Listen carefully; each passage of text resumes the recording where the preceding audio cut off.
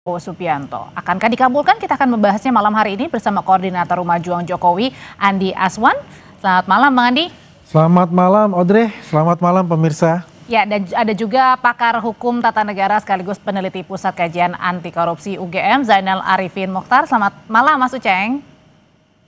Selamat malam, Mbak. Iya, saya mau ke Bang Andi dulu. Bang Andi, ini kemarin Bang Noel baru ditetapkan sebagai tersangka, belum ada 1 jam, tapi minta pengampunan, minta amnesti kepada Pak Prabowo. Menurut Anda nih, apakah akan dikabulkan permintaan Bang Noel? Ya, saya tidak akan berandai-andai apakah akan dikabulkan, ya kan. Tapi ini biasanya kan amnesti itu ada timingnya kan. Ini kan bulan 17 Agustus, yaitu biasa kan ada hari ulang tahun yang hari besar gitu, ada willingness lah dari pemerintah memberikan suatu, entah itu apa amnesti, entah itu abolisi kan. Itu kan hak prerogatifnya dari presiden. Kalau Bang Noel ini meminta amnesti, itu hak beliau lah untuk meminta itu kan. Tapi semuanya itu dikembalikan lagi kepada pemerintah, apakah itu patut diberikan amnesti atau tidak gitu. Kita mengikuti aja prosedur-prosedur yang ada ya. Ya apalagi kan kalau kita bicara masalah korupsi, ya itu sangat luar biasa sekali. Tapi kenapa sih Bang minta amnesti, padahal kan sebelumnya katanya membantah nih melakukan pemerasan, membantah di OTT begitu. Tapi kemudian tiba-tiba minta amnesti. Ya mungkin ya melihat hanya sekilas apa muncul dari pikiran dia gitu kan. Kalau dikatakan wah saya ini bukan pemerasan, itu kan akan dibuktikan selanjutnya kan oleh KPK itu. Bagi kami ya semua relawan ya itu mendukung penuh semua kinerja-kinerja dari aparat penegak hukum di Indonesia itu termasuk KPK. Karena kan kita mendukung pemerintah Prabowo Gibran terutama dalam program-programnya itu, terutama pemberantasan korupsi ya kan. Beliau kan selalu mengatakan tidak pandang bulu siapapun itu ya, dia katakan quote unquote itu dilibas untuk masalah korupsi. Termasuk juga dengan Bang Noel, artinya Anda tidak setuju kalau permintaannya dikabulkan? Kalau saya melihat itu, apa kalau permintaannya dikabulkan atau tidak kan itu kan haknya dari pemerintah presiden ya. Tapi pasti melalui kajian-kajian yang lebih dalam. Ya kan, apakah ini pantas diberikan amnesti dengan kasus seperti ini atau tidak? Oke, kita tanyain kalau gitu ke Mas Uceng. Mas Uceng, kategori pantas dan tidaknya untuk memberikan amnesti dalam kasusnya Bang Noel ini dilihatnya bagaimana pemberiannya, yang boleh, tidak, dan yang boleh? Yang pertama begini ya, amnesti itu berbeda dengan remisi. Kalau remisi itu memang ada klausula-klausula tetap. Misalnya dia berkelakuan baik, lalu kemudian ada remisi khusus bulan Idul Fitri, ada remisi khusus tahun baru, ada remisi khusus 17 Agustus, ada tanggal kejadian khususnya biasanya remisi itu. Tapi walaupun ada pertimbangannya, kalau amnesti itu kan pengampunan. Amnesti itu berasal dari tradisi Yunani pertama kali. Ada perang saudara, lalu kemudian pihak yang menang itu melakukan pengampunan. Ya, bukan pengampunan, melupakan. Jadi dia melupakan sepanjang kemudian orang yang kalah itu dilupakan gitu. Makanya dia berasal dari kata amnesis. Nah, amnesti dari asal muasalnya itu sebenarnya beritikat demi rekonsiliasi.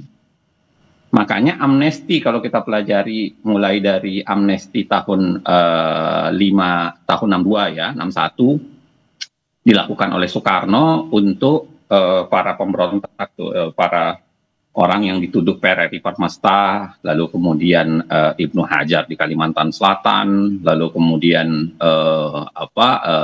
Daud Bereh di Aceh. Mereka akan diberikan amnesti sepanjang kemudian menyatakan bersetia kepada Republik Indonesia. Nah, begitu juga tahun 70-an, Franklin Soeharto menawarkan itu. Mas Uceng. Nah, jadi amnesti itu biasanya bingkainya rekonsiliasi. Nah, dalam kasus kemarin, kalau kita bicara soal Hasto, nah itu memang menarik. Ya, saya tidak tahu, saya tidak paham apa yang sedang pertikaian apa yang sedang terjadi sehingga butuh rekonsiliasi sebenarnya, sehingga Hasto mendapatkan amnesti.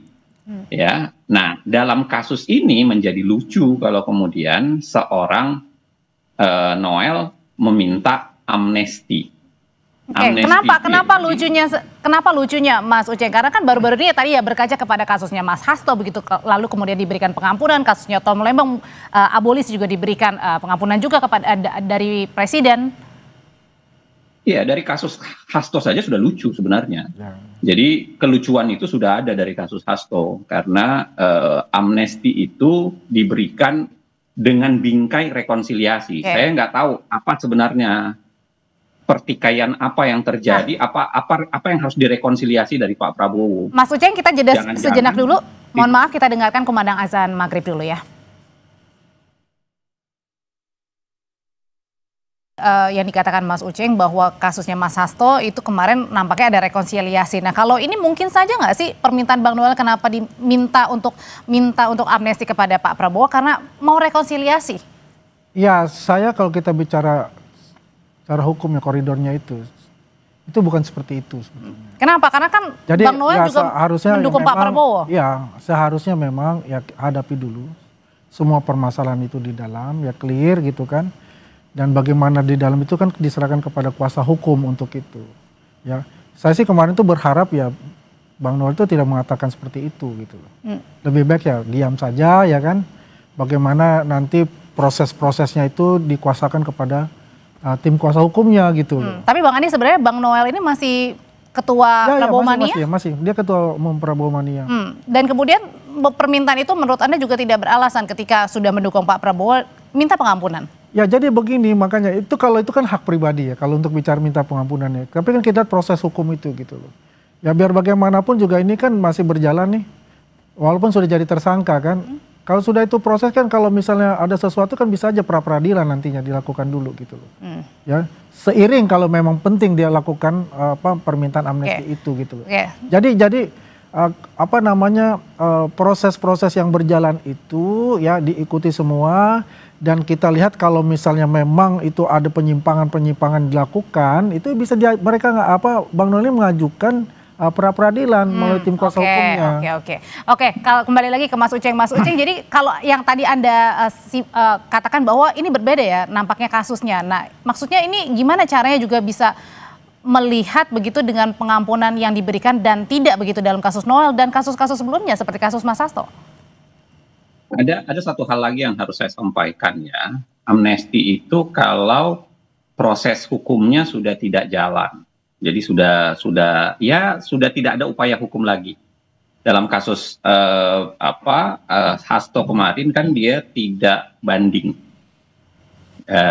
Karena tidak banding maka dianggap sudah tetap, makanya kemudian dikeluarkan amnesti. Tapi dia prosesnya berjalan. Nah, saya mau bilang begini, kejadian memang ada amnesti untuk non rekonsiliatif ya kalau kita lihat baik Nuril, tapi diberikan amnesti karena desakan publik yang sangat kuat karena ada ketidakadilan yang sangat besar. Nah, jadi baik karena ketidakadilan yang sangat besar maupun kita bicara soal rekonsiliatif itu tidak ada sebenarnya. Maksudnya itu dorongan dari masyarakat begitu ya, Mas? Dan rekonsiliatif itu jangan dipandang rekonsiliatif pribadi ya. Rekonsiliatif itu harusnya rekonsiliatif nasional nih. Maksudnya ada pemberontakan nasional, negara, pemerintah mau berdamai dengan yang gitu-gitu tuh biasanya. Jadi kalau orang per orang bahkan hubungan antara Prabowo dan Megawati juga itu nggak bisa dianggap sebagai sebuah konsep amnesti. Tapi kalau misalnya dalam kasusnya Bang Noel? Iya apakah ada desakan publik kuat bahwa ada ketidakadilan? Apakah ada rekonsiliasi nasional yang sedang dituju? Saya kira enggak. Lagi pula ini kasus korupsi, harus diingat kasus korupsi itu adalah dalam tanda kutip tertentu ya bisa dianggap sebagai hostis humanis generis gitu. Dia adalah musuh umat manusia karena nggak ada satupun saya kira umat manusia yang merestui korupsi. Nah, problemnya adalah ketika dia dia diperlihatkan secara mudah, misuse of amnesty proses itu terjadi beberapa kali dan saya kira itulah yang harus dihentikan. Pak Prabowo jangan lagi mengulangi model amnesti-amnestian seperti kasus Hasto karena itu kita nggak jelas apa kepentingan nasionalnya dan apa untuk ketidakadilan macam apa sebenarnya.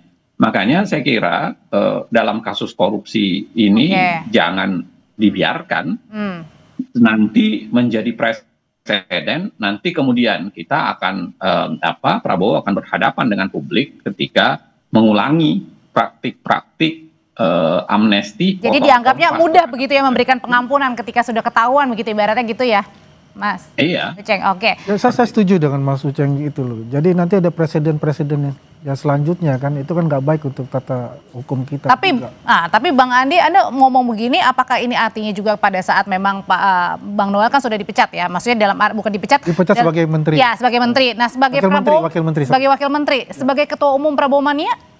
Ya kalau bicara ketua umum Prabowo ini dalam organisasi itu kan ada peraturan-peraturan sendiri dalam organisasi itu kan diserahkan kepada semua anggota ya. Di situ kan juga ada sekjen atau apa kan nanti kan ditentukan di organisasi sendiri. Tapi dengan Bang Noel yang sudah tidak sudah tidak menjadi wamen lagi karena sudah ditetapkan sebagai tersangka biar fokus kepada proses hukum, apakah ini juga menandakan begitu Pak Prabowo sudah tidak sayang lagi dengan Bang Noel yang dulu Pak Prabowo? Jadi begini, Pak Prabowo ini adalah Presiden Republik Indonesia, ya. Jadi beliau itu berdiri di atas semua kepentingan-kepentingan organisasi apapun itu. Karena ini masalahnya adalah dalam asta cita beliau itu kan dari 8 itu kan ada pemberantasan korupsi. Nah korupsi ini adalah bukan main-main buat beliau itu. Berapa kali dikatakan di setiap kesempatan dan di setiap rapat dengan menteri-menterinya pun juga, pembantu-pembantunya juga. Jauhi untuk korupsi itu. Saya akan tidak pandang bulu, siapapun akan saya katakan libas untuk itu. Dan ini kan satu pembelajaran yang paling bagus ini, bahwasanya terjadi di salah satu pembantu beliau, walaupun pembantu beliau itu sangat die-hard dengan beliau, dia katakan ini adalah suatu komitmen kita bersama untuk memberantas korupsi. Siapapun itu harus menerima dan siap untuk dipecat untuk itu. Dan kita apresiasilah apa yang dilakukan oleh pemerintah ya dalam hal ini Pak Prabowo dan jajarannya, Prabowo dan Mas Gibran dan jajarannya. Oke, kalau gitu pertanyaan selanjutnya adalah kalau misalnya jadi ini permintaan dari seorang Emmanuel Ebenezer untuk permintaan amnesti kepada Pak Presiden, Mas Uceng, sebenarnya apa yang harus menjadi pertimbangan untuk bisa dikabulkan atau tidak? Nanti usai jeda tetap bersama kami, Mas Uceng dan juga Bang Andi akan menjawabnya. Tetap bersama kami di Sapa Indonesia Malam.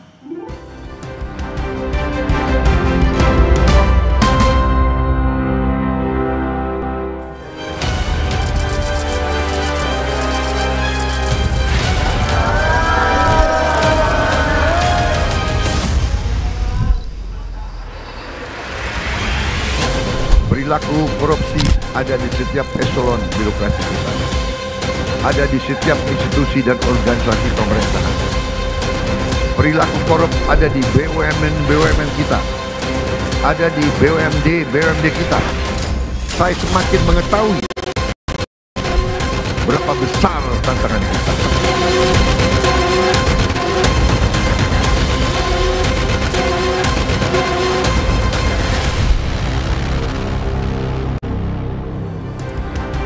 Bang Adi, jadi kalau misalnya nanti Bang Noel ini jadi untuk meminta pengampunan kepada Pak Prabowo, sebenarnya apa yang bisa menjadi pertimbangan hal-hal yang baik dari seorang Bang Noel?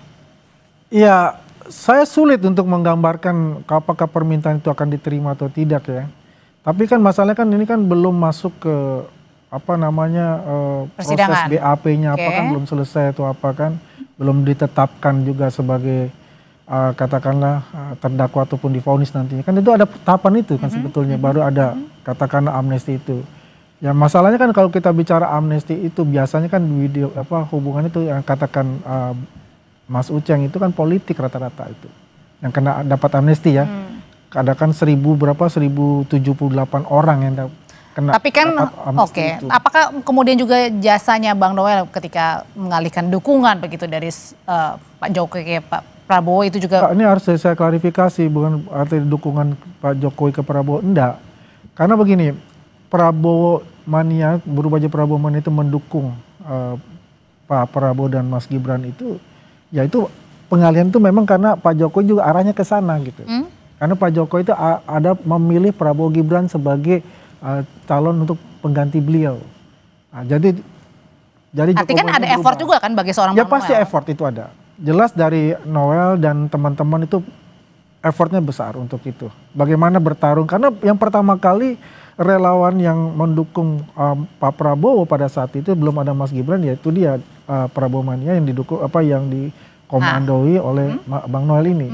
Jelas itu ada sejarah yang tidak bisa dinafikan, ya, sampai berjuang sehingga menjadi Pak Prabowo menjadi presiden. Nah kalau sekarang tersandung kasus dan meminta pengampunan. Ini case-nya kan beda lagi nih. Kalau kita kan bicara ini sebagai wakil menteri yang notabene adalah pejabat publik yang merupakan pembantu presiden. Nah ini harus memisahkan nih antara organisasi relawannya atau oknum beliau ini sebagai pejabat publik yang tersangkut dengan kasus ini gitu.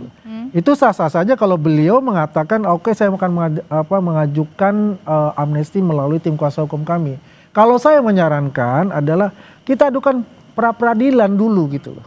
Oke. Ya, tahapan-tahapan itu jalankan dulu gitu. Setelah itu baru lanjut kata Bang Uceng tadi, Mas Uceng tadi, ya kalau memang itu deadlock udah nggak ada hukum yang bisa diinikan ya. Ya sebaiknya adalah pra-peradilan dulu. Hadapin dulu aja ya, jalanin dulu aja ya. Jalankan dulu proses-proses itu ya.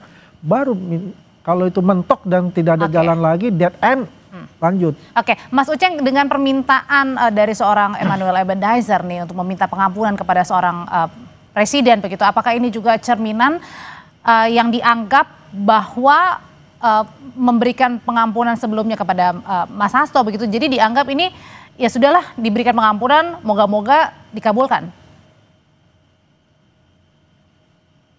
Saya kira nggak bisa ya. Saya kira cukuplah kemarin, sudah lebih dari cukup. Kemarin ada pertunjukan amnesti dengan ketidakjelasan. Karena saya bilang lagi, rekonsiliasi macam apa sebenarnya yang mau diperbaiki. Kalau Pak Prabowo tidak baik hubungannya dengan Bu Mega, itu urusan pribadi.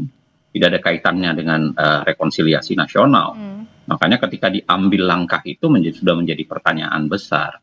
Yang kedua, Pak Prabowo harus ingat, sejak abad ke-16, yang namanya Dewi Keadilan itu mulai, simbolnya itu mulai ditutup matanya. Waktu itu mulai ada pemikiran kuat untuk mengatakan bahwa hukum itu harus imparsial. Dalam artian dia tidak boleh memihak kepada siapapun, baik karena itu anak buahnya, itu Prabowo manianya, atau apapun itu. Jadi harus ditegakkan hukum sekuat-kuatnya. Yang ketiga, saya kira untuk meluruskan pidato yang sering disampaikan oleh Pak Prabowo sendiri bahwa akan melawan korupsi, akan mengejar koruptor sampai ke Timbuktu, sampai ke Kutub Utara gitu. Kalau sekarang tiba-tiba ada Prabowo mania minta lalu dikasih, tim Kutub Utara macam mana sebenarnya yang mau dituju oleh Pak Prabowo kalau melakukan itu. Dan yang keempat, saya kira kalau kita bicara soal kasus korupsi yang menimpa Noel, kalau memang betul yang disampaikan oleh KPK ya, saya kira itu pengkhianatan luar biasa terhadap buruh. Coba bayangkan, buruh yang seharusnya pekerja migran, pekerja yang harusnya mengurus sertifikat itu hanya 200.000, itu ditagih sampai 6 juta.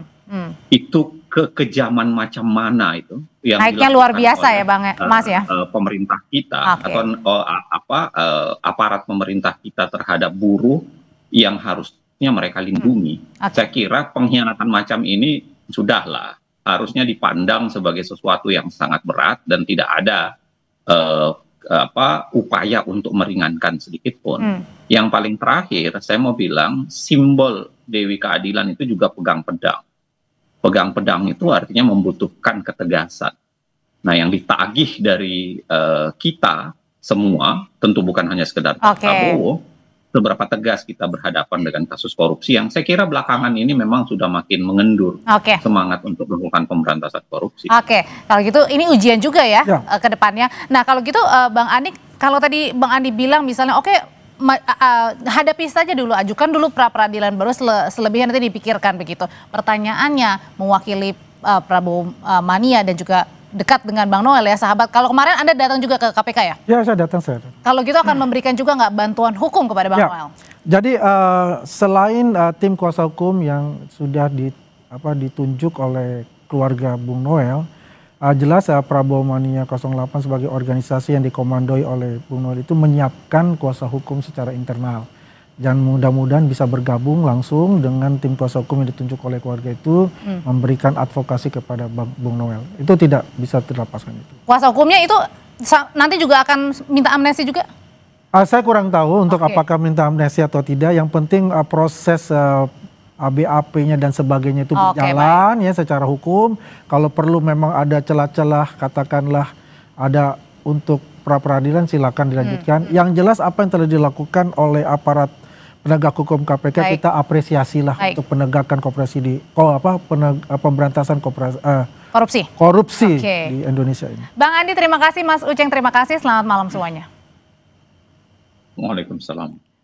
Usai jeda saudara tetap bersama kami, keluarga Arya Daru Pangayunan buka suara terkait misteri kematian